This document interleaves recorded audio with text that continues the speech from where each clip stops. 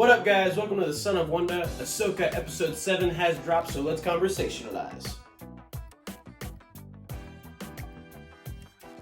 Alright, guys, this was yet another insanely enjoyable episode of Ahsoka. So far, we only have one episode left, but this series has been pretty great. I've enjoyed it a ton. There's been so many different details to love and Easter eggs and stuff like that. Not to mention just this era in general, like being able to theorize again.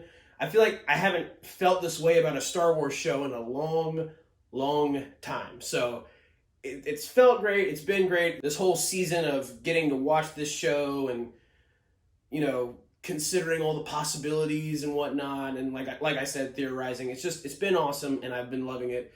But again, I thought this episode was insanely enjoyable. I will say, it's definitely the episode of all the episodes so far that makes you realize that the episodes just need to be longer. They just need to be longer. They need to be longer. Other shows get like hour-long episodes, and I don't know why Disney won't commit to just doing the same thing with Ahsoka, because I feel like as good as the show has been already, it would be even better, way better, probably, if the episodes were longer. If they had more time to flesh out each plot point. But so far, I feel like things have felt a little rushed. Like we're not juicing things the way that we need to be juicing things. But, again, this is not to say that I didn't enjoy this episode. I absolutely did, so let's get into spoilers. Starting off, we get Hera back in our known galaxy, standing in front of New Republic Supreme Court, I guess, and having to explain why she went on the mission to save Sabine and Ahsoka without, against the orders of the New Republic, and why she believes that there really is the threat of Thrawn out there. Now, the Xiono senator guy is still convinced that there is no Thrawn, or he's not convinced that there is no Thrawn, he's just convinced that he's not coming back, that Thrawn is dead, and that, he's like, oh, Hera's being so insubordinate and all that stuff. And it's just like, he's an insanely annoying character. And you had those in Clone Wars. You had those senators who were against every good idea possible, and they were like, no, this bad thing isn't going to happen. There's no threat, blah, blah, blah. They're very annoying, and this one is no different. Xiono isn't. But, sure enough, coming to save the day, C-3PO enters the scene, and that was just the best cameo. And it made sense. It wasn't just like, hey, C-3PO's on this random planet where he really shouldn't be at all, just to be a cameo. It made sense. He was sent by Leia to explain that Leia did actually authorize Hera's mission, just she didn't know that the Chancellor Mon Mothma and Xiono had already not approved her mission. That's all bullcrap, and Hera actually just went on her mission anyway, and then Leia approved it later. But, obviously Leia's trying to cover for Hera, so she sent C-3PO to settle the matter.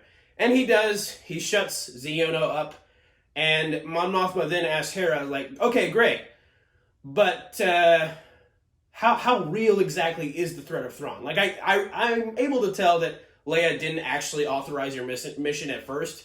So how real is the threat? And Hera's like, yeah, it's pretty real. We need to prepare for the worst, but hope for the best.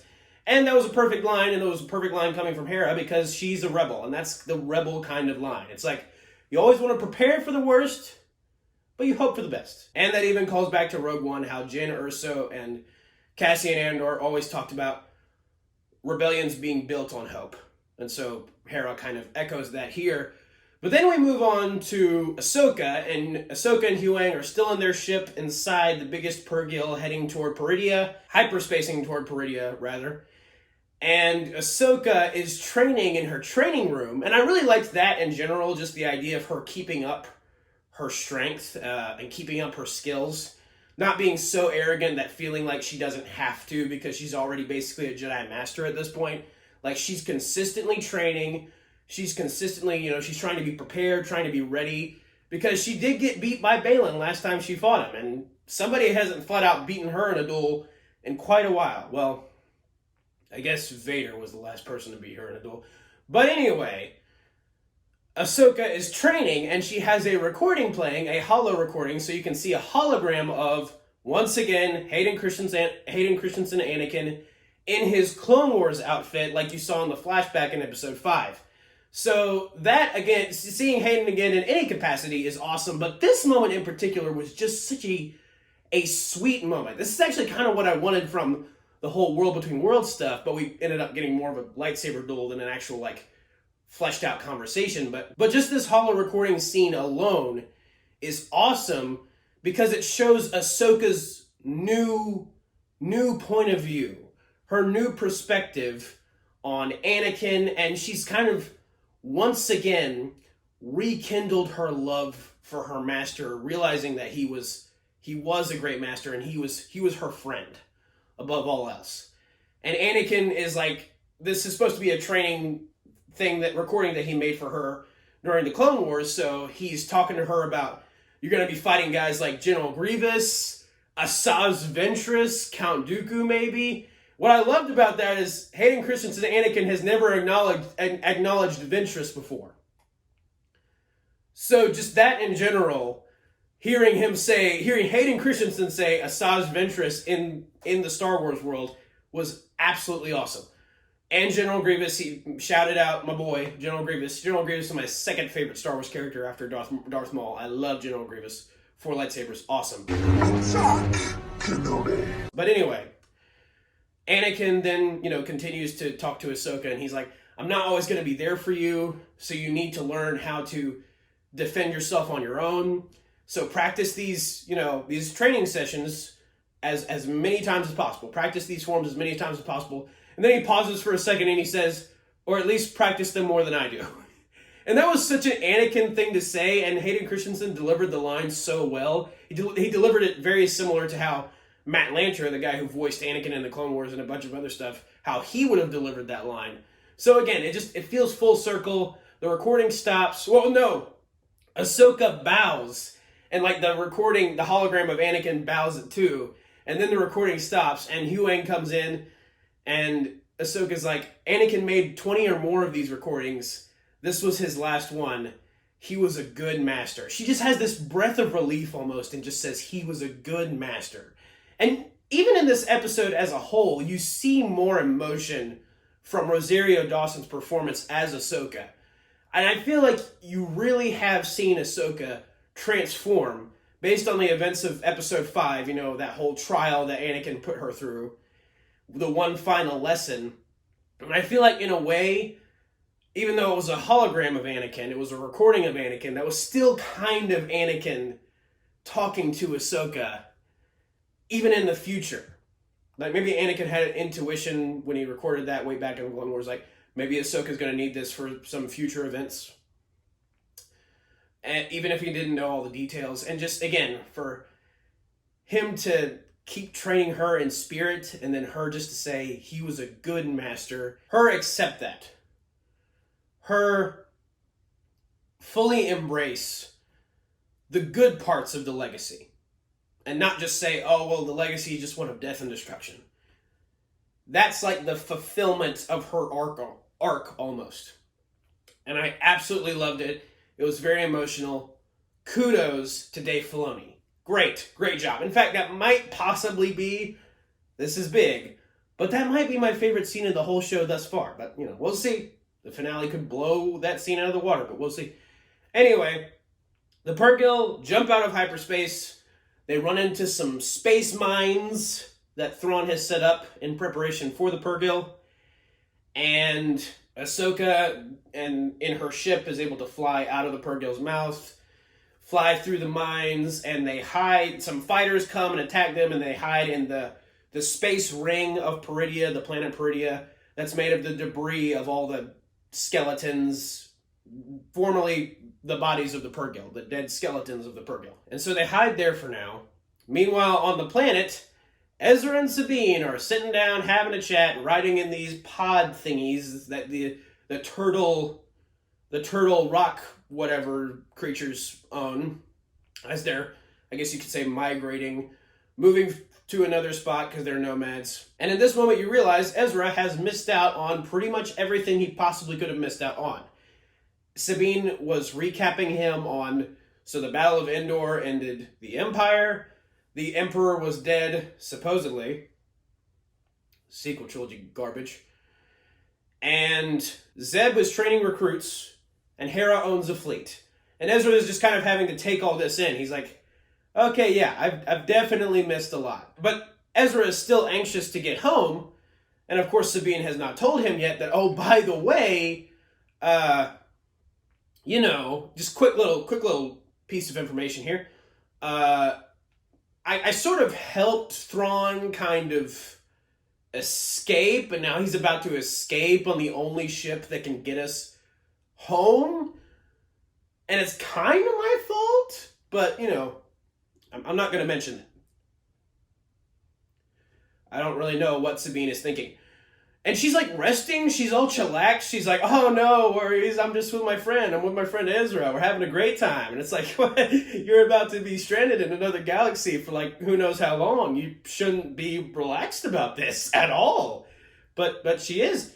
Anyway, to change the subject, she tells Ezra, oh, Ahsoka's been training me.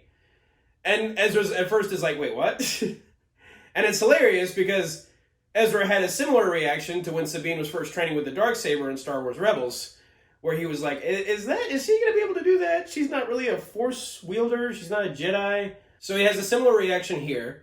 But then he asks Sabine, where is Ahsoka? Is she coming too?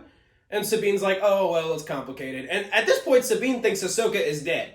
And I will say, this is kind of what I'm talking about when I feel like the episode should be longer, because I would have liked to have seen Ezra's actual reaction to hearing that, all the events transpired that did transpire between his, exiting to the other galaxy and now.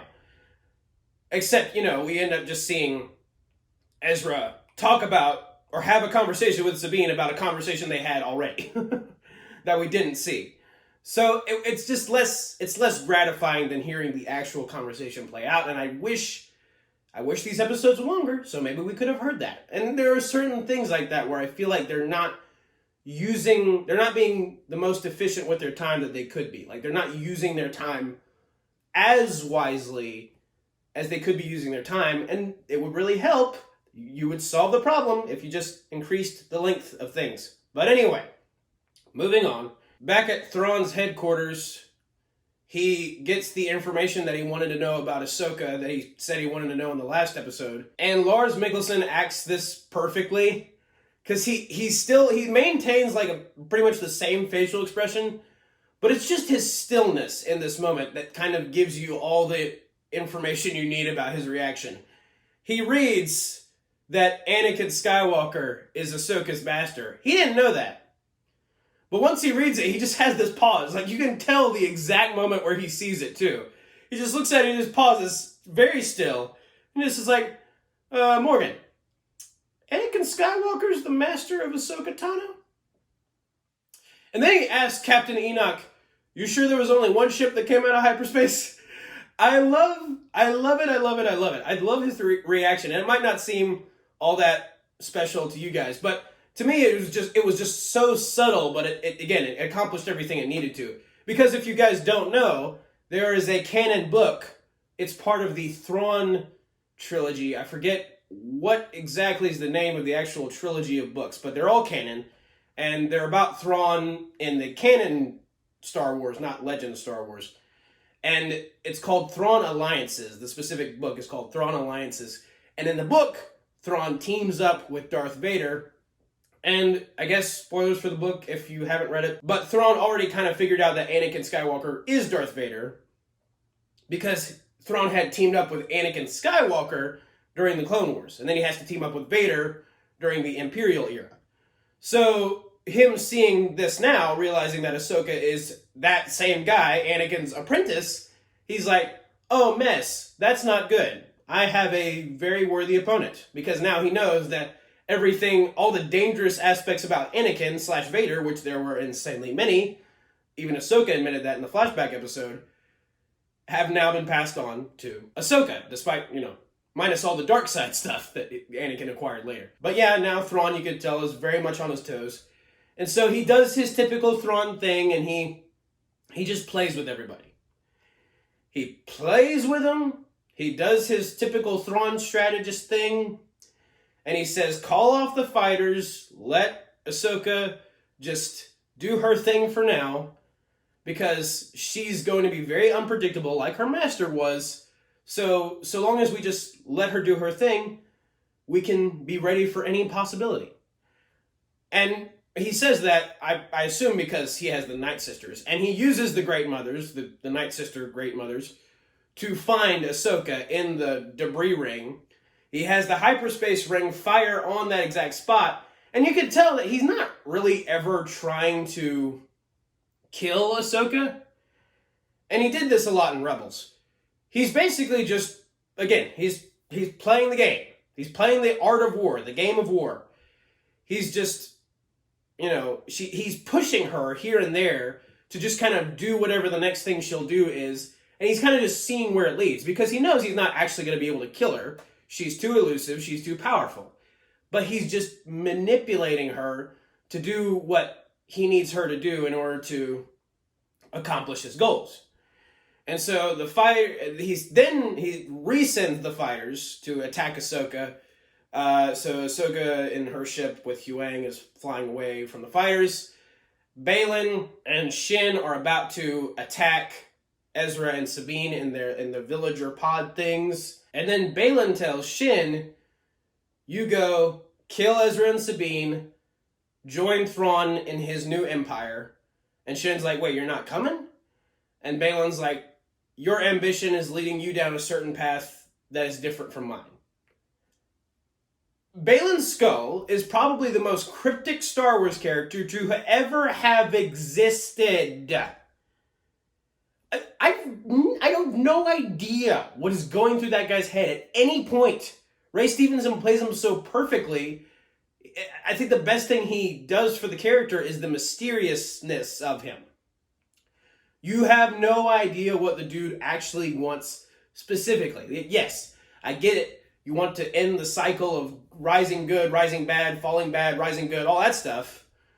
But specifically, what is calling you? What are you looking for? What did the old witch stories tell you about? The fairy tales, whatever. What do you want? It's like Jim Carrey Grinch. What do you want? What do you want? But Baylan tells Shin to ditch him and just go fight the fight between Ezra and Sabine and herself. And then he kind of just sticks around. He doesn't really do anything. He's not helping Shin, but he's not really going off on his own merry way. He's just staring at the sky some more. And I just don't get the motive. I don't get it. But he definitely has his own ambitions. I don't know. I have no idea what they are. But he has his own ambitions. Anyway, the raiders that teamed up with Baylan and Shin before are attacking the pods, are attacking Ezra and Sabine.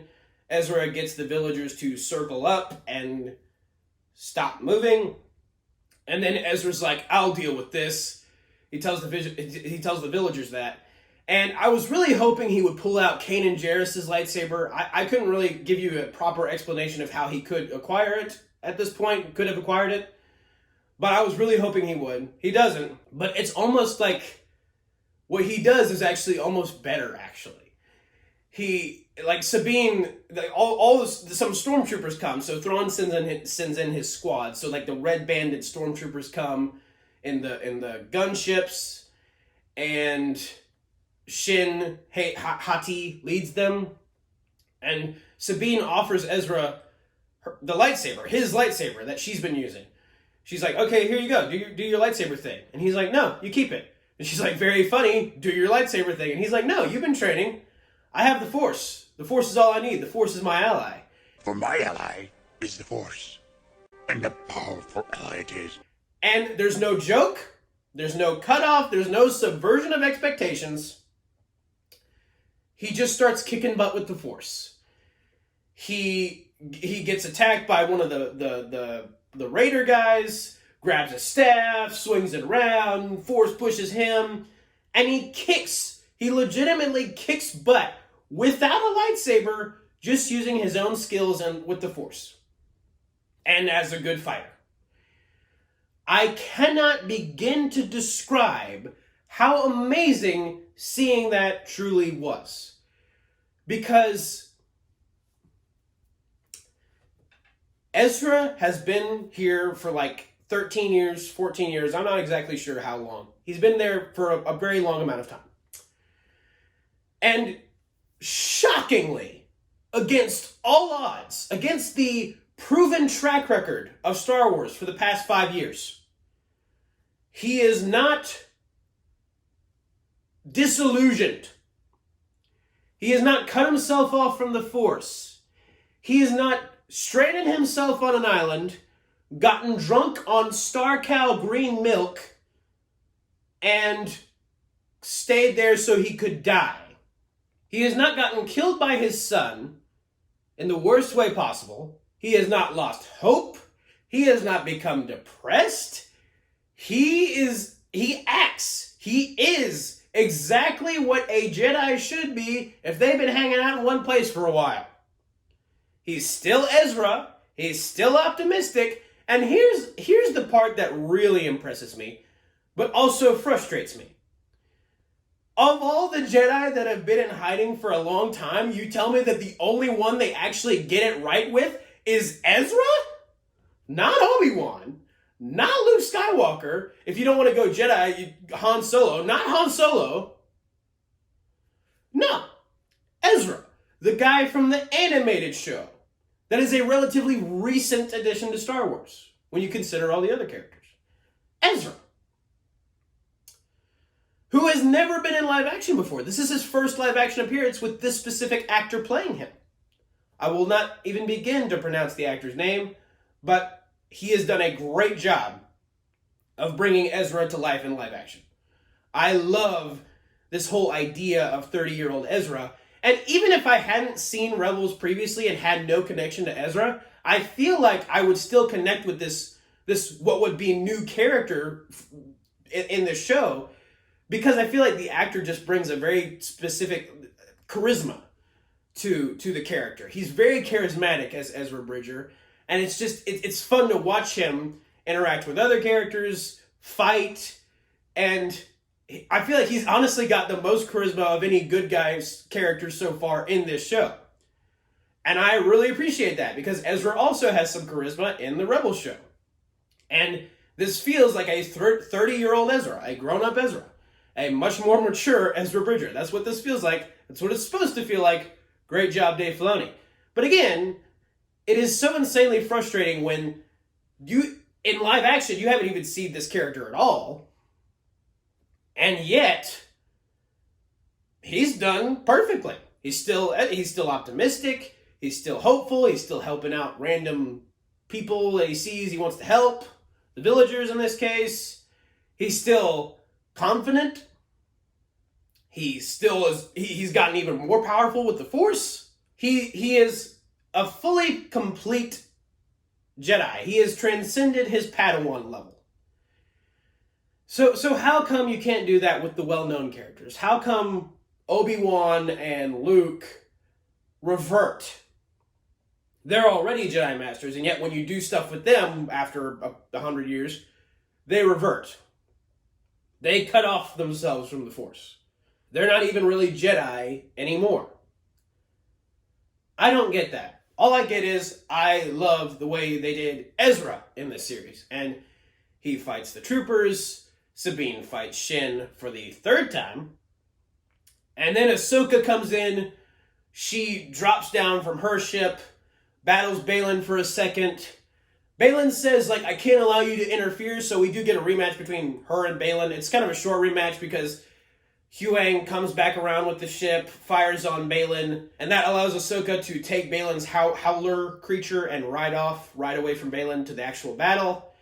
And again, I don't really know what Baylan, his whole goal here was. He said, I can't allow you to interfere.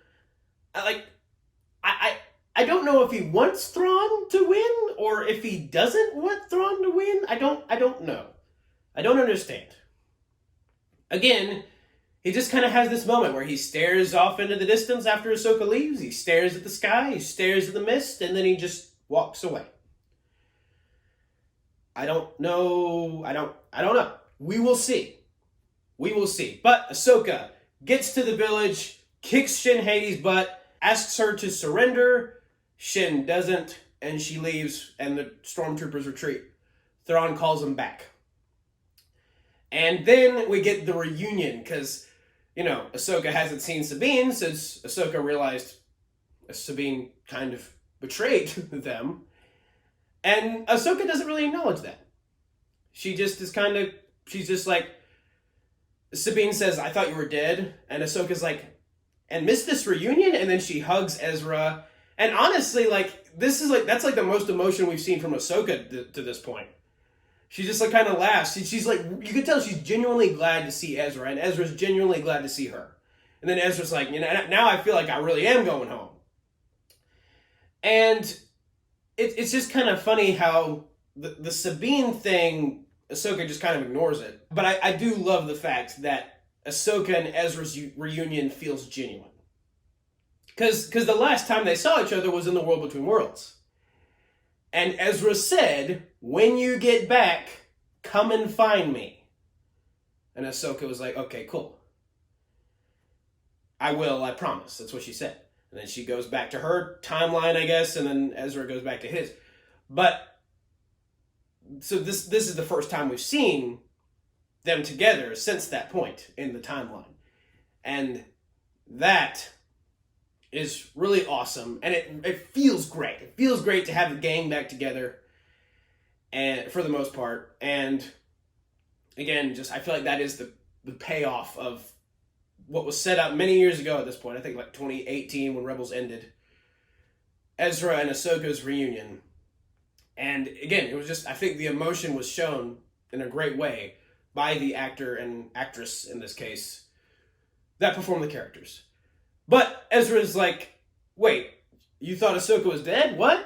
And so, obviously Sabine has basically told him nothing about the recent events. And I still don't get why Ezra hasn't mentioned Thrawn yet. It's not come up. It's like, he said that the Noti, that's what they're called, the villagers, took him in when he needed help. So I guess he did. I guess he just escaped Thrawn. But it's still weird to me why Thrawn and Ezra haven't found each other again at some point. Battled again, or again, why hasn't Thrawn looked for him before? I mean, it's not that hard to find him. He's just roaming around the planet. Sabine found him, no problem. Baylan and Shin, it didn't take them long to track Sabine to Ezra. So it's weird to me. Why hasn't Ezra... Shouldn't he realize that Thrawn is still a threat? Does he realize that? What's the deal? Why hasn't Ezra mentioned him, thought about him at all? It's weird. I don't get it. I need some answers. All right, I need some answers. Then we go to Thrawn, and we realize that basically Thrawn, all he really wanted was to stall Ahsoka and the good guys while he was loading up his ship with all the cargo that they needed from the planet to be able to escape that galaxy. Thrawn basically just made Ahsoka lose time. And that seemed to be his goal from the beginning. He didn't really care whether Ahsoka died, Ezra died, Sabine died, whoever. He didn't really care if they won the fight, lost the fight. This is how Thrawn operates. This is how he does it. This is how you do it. This is how we do it. This is his thing. He manipulates people, and he gets them to do exactly what he wants, or maybe even if he doesn't exactly want it, it still works in his favor. He creates a situation where he always wins. That's his goal. And it almost always worked before, and it worked again now. We'll have to see how things play out, but it seems to be working. And that's basically the gist and end of the episode. And again, it just felt so short. It was like, oh, yes, this is awesome, this is great. Oh, it's over. It's kind of how the last one felt, too. Last episode. It's just like, oh, we're on such a high, and then we stop, and it's like, what? No! And there's only 8 of these. Next episode is the last one. I'm sorry, I'm sad to see this era end. I need these episodes to be longer. I need the series to have more episodes. Like, if this was episode 6 and not 7, like one before the finale, I might have loved it even more. Because it was a heavy action episode. It was very action-packed, action-focused. Not so much character-focused. We get great character moments, not character-focused. The last episode I felt like was more character-focused. This one was more action, and I feel like if you had like 12 episodes even, like Andor did, you could do that. You could have this episode be in the middle and it'd be fine, you know, and be mostly action and then we move on. Maybe it's not the episode before the finale, but as the episode before the finale, it does feel a little like, no, I want some more stuff established. Because at this point, I feel like the finale needs to be at least an hour long to really cover all the stuff they need to cover, because we still have no idea what Balin has been doing. No clue. We don't know anything about that guy at all. Other than that he was, I guess, at the Jedi Temple when the Jedi Temple was destroyed at Order 66. And he wants to end the cycle. Great. Awesome. What else? What else? It better be one heck of a reveal. Otherwise I'm going to be upset. Information, you're gonna give it to me now. What's interesting is that there is a moment where Thrawn realizes that Balin isn't on the battlefield. It's just Shin leading the troops. And so you can tell Thrawn's a little curious. He's like, wonder why Balin just ditched. Vamoosed. And again, he didn't really he fought Ahsoka, but it's not like he really knew she was coming, so I don't really get it. But that is my review for Ahsoka Episode 7. I loved the episode. I just need a little bit more. I needed a little bit more character movement. And I might have been able to fully embrace yeah, this was an action-packed episode if it wasn't so short and if it wasn't the episode before the finale. It just seems oddly placed. I need some more stuff established before we get to the end of this whole thing. I really need it to end better than a lot of the previous Star Wars shows have. But I will always be cautiously optimistic. And again, I've loved this series so far. So at least I feel like we have proper good stuff before it so I can look forward to some good stuff at the end. But thank you guys for watching. Have a very blessed day. May the Lord be with you. May the Force be with you. Goodbye. And like Ezra Bridger, the Force is my ally, helping me with these reviews. Well, actually, God is. And that's a wrap.